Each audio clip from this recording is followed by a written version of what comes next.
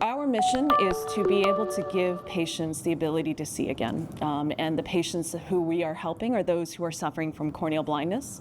There is no solution right now for them other than having someone else pass for you to see again. Every single other medical field has evolved. Unfortunately, for patients who are living with corneal disease, it's the same procedure from 1905. So our product is a synthetic cornea implant that is implanted permanently into the eye, kind of like a fancy contact lens.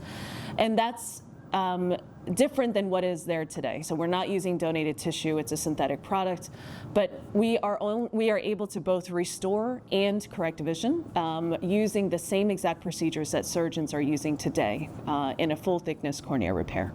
I am a fairly new entrepreneur. I've always been an intrapreneur, if you want to call it that. I was in industry for 20 years, 10 at Johnson & Johnson, and then 10 in the oil and gas industry.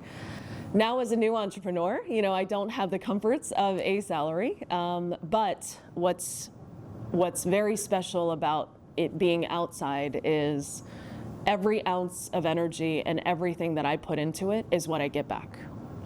And I'm seeing the ROI of that energy and of that time and commitment because I always work my butt off. I'm an immigrant, right? I pulled up the seats, my own seat to multiple tables that I didn't belong, and I'm very proud of being comfortable in very uncomfortable situations.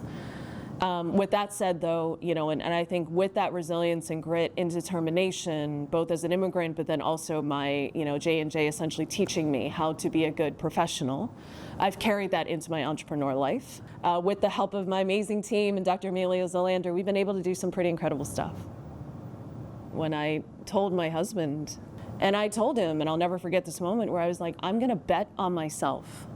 I am going to bet on the fact that I have been through it in terms of all of the situations, whether it's working night shift at a union facility down the street in Northeast Philly, at a chemical plant, trying to crawl through a boiler and fix a boiler, or getting rail cars off of the track because it derailed, filled with chemicals and all of these things, or working at a refinery. I've done all these things in the oil and gas side, and I've done what I needed to do at J&J.